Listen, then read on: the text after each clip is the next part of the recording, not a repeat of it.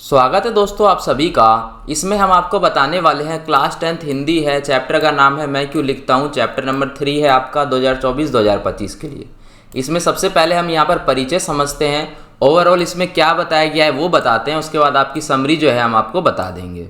तो दोस्तों इस चैप्टर में ओवरऑल ये है कि अपने जो प्रसिद्ध लेखक है आज्ञा जी, उनसे एक सवाल पूछा जाता है कि आप जो है कैसे लिखते हो। ठीक है, तो उन्हीं का जो है यहाँ पर ये जवाब देते हैं कि लिखने की जो प्रक्रिया होती है ना, उसमें जो लिखने की प्रेरणा आती है वो कैसे आती है और कहाँ से हमें मिलती है। तो इस निबंध में यही सारी बातें बताई गई है कि जो लिखने की जो प्रेरणा है वो अंदरूनी आती है, यानी कि अंदर से आती है।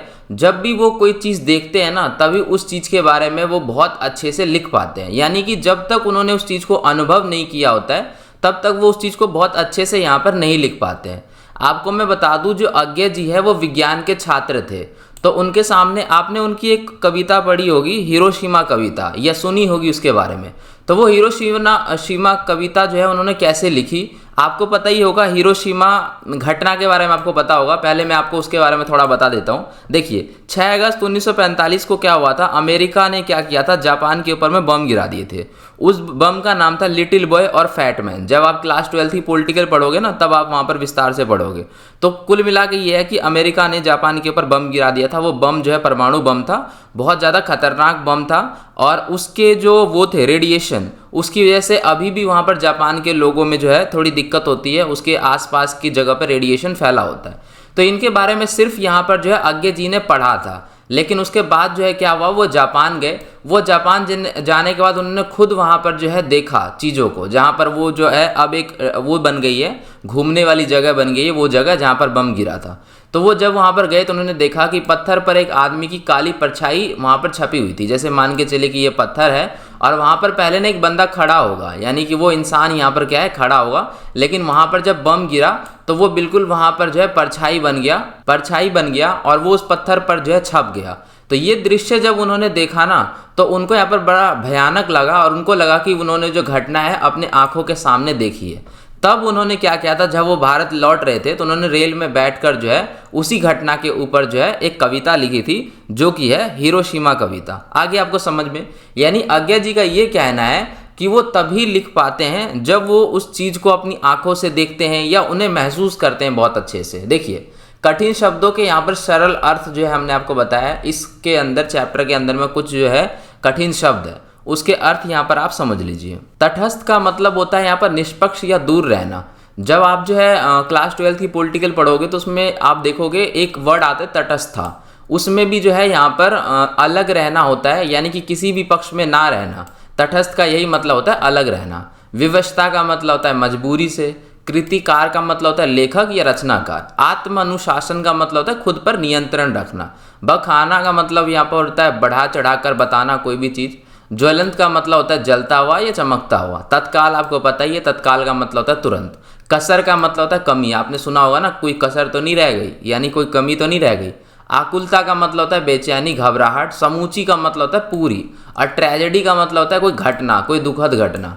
अनुभूति का मतलब होता है उस चीज़ को अनुभव करना। विद्रोह का मतलब होता है विरोध, बगावत। और युद्ध काल का मतलब होता है यानी कि युद्ध का काल, यानी कि युद्ध के समय की अवधि, यानी युद्ध के समय का टाइम।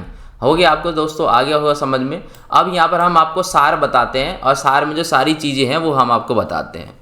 तो यही बातचीत है यहाँ पर समरी में। सबसे पहले यही बताया गया है कि मैंने आपको बताया था ना कि जो लेखक से ये सवाल पूछा जाता है कि वो क्यों लिखते हैं, या वो अपने आप से पूछते हैं कि मैं क्यों लिखता हूँ। तो उसका यही पर आंसर है सिंपल सा, कि वो लिखने के पीछे कई सारे कारण हो सकते हैं और लिखने की कई सारी यहाँ पर प्रेरणा हो सकती है। तो लेखक के मुताबिक ये बताते हैं कि जब भी कोई बंदा लिखता नहीं है तब तक उसे पता नहीं चलता है कि बंदा जो है सामने वाला वो क्यों लिखता है। तो वो बोलते हैं कि वही समझ सकता है, जो कुछ लिखता है वही समझ सकता है कि मैं क्यों लिखता हूँ। जब तक वो नहीं समझ सकता, जब तक कि वो नहीं लिखता है, तो वह अपनी अंदर की बेचैनी से छुटकारा पाने के लिए यहाँ पर जो है लिखते हैं और चीज़ों को समझते हैं। देखिए लेखक यहाँ पर क्या बोल रहे हैं, लेखक बोल रहे हैं कि जब तक कोई बंदा नहीं लिखता है ना कोई चीज़, तब तक उसे पता नहीं चलेगा कि कोई क्यों लिखता है। और यहाँ पर वो बोल रहे हैं कि जो लिखता है उसे यहाँ पर पता चलेगा। और फिर उन्होंने ये बात बताई है यहाँ पर कि देखिए जब भी बंदा यानी कि जो लिखने वाला है वो यहाँ पर उसके अंदर कोई बेचैनी होती है, किसी चीज़ को देखकर, किसी चीज़ के बारे में अनुभव करके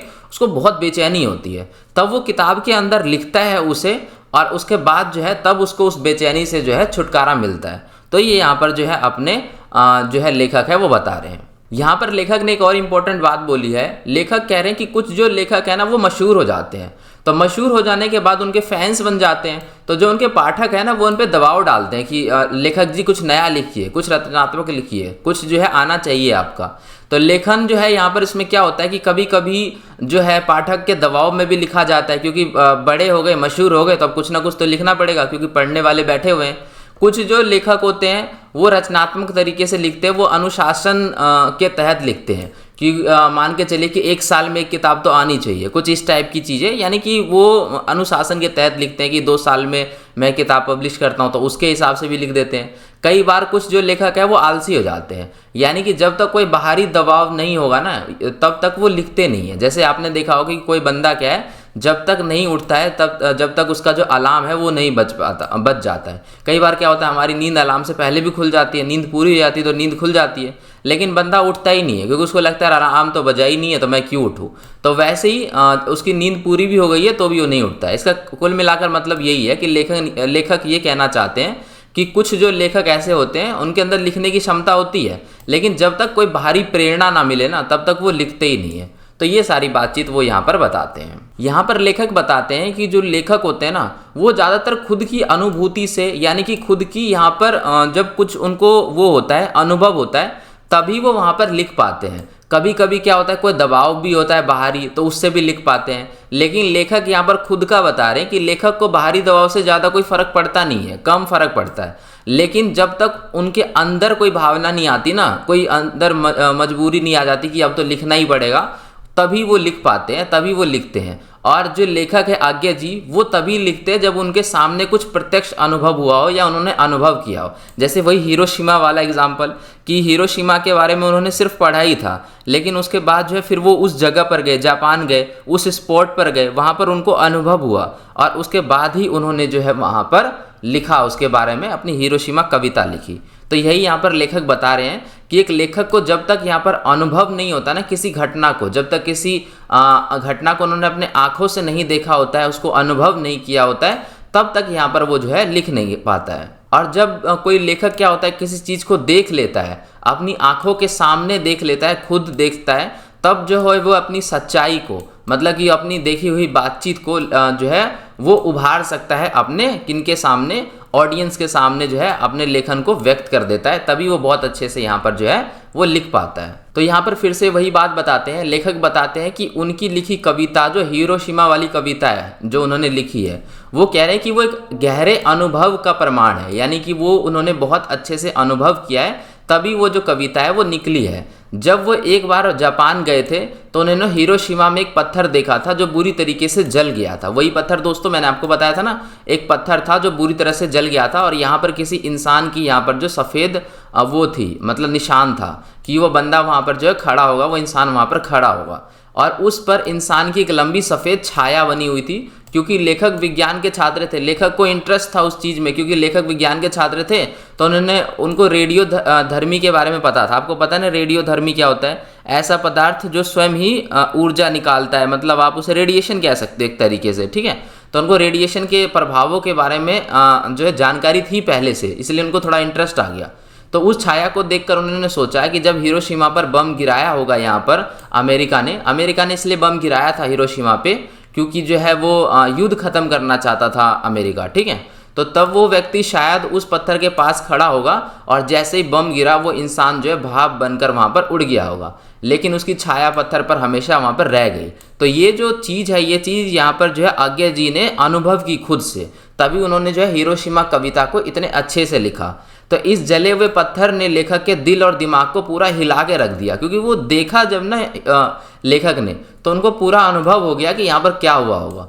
तो हिरोशिमा पर हुए परमाणु बम के विनाश और उसके भयानक परिणाम की कल्पना करी उन्होंने, तो उनको बहुत ज़्यादा यहाँ पर दुख भी हुआ और उनको ऐसा लगा कि खुद वो जो है उस त्रासदी का गवाह है, यानी कि जब भी वो घटना हुई, जब वो ट्रेजेडी हुई ना, तो वो खुद वहाँ पर खड़े थे और उस ट्रेजेडी का जो है वो गवाह है। तो इस दुखद घटना से उनके भीतर जो एक बेचैनी हुई, जो एक पीड़ा पैदा हुई ना, तभी जाकर उन्होंने जो है वो हिरोशिमा कविता लिखी, और उस कविता में उन्होंने जो है वो पीड़ा और वो बेचैनी जो है अपना बाहर निकालने के लिए वो कविता लिखी। तो यहीं पर पॉइंट आता है अपना सबसे मेन, कि एक जो है कवि तभी लिखता है जब जो है उसके मन में कुछ ऐसी पीड़ा या कुछ बेचैनी होती है ना, तब वो किताब में लिखता है और बढ़िया से लिखता है, तभी एक कविता का यहाँ पर जन्म होता है। तो लेखक कहते हैं कि ये कविता चाहे जैसी भी हो, यानी मैंने इसको जैसी भी लिखी हो, लोगों को पसंद आई हो या ना आई हो, लेकिन ये उनकी सच्ची अनुभूति यानी कि सच्ची उनकी अनुभव है, और यही बात उनके लिए सबसे ज़्यादा यहाँ पर जो मायने हैं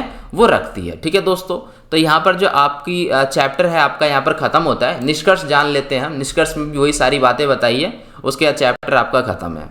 तो यही है दोस्तों, अपने जो है कंक्लूजन में भी यही बताया है कि जो लेखक होता है ना, वो अपने अनुभव से ही पूरी तरीके से जीता है। वह अपने पाठकों के साथ एक अच्छा जो सच्चा और अच्छा संबंध तभी बना सकता है जब वो अपनी रियल चीज़ें लिखे, अपनी रियल अनुभव लिखे। जैसे हिरोशिमा की घटना का एग्जाम्पल है कि लेखक ने वहाँ पर गए, वहाँ पर समझे चीज़ों को, और असली प्रेरणा से ही उन्होंने अपने असली अनुभव से ही वो हिरोशिमा कविता जो है वो लिखी।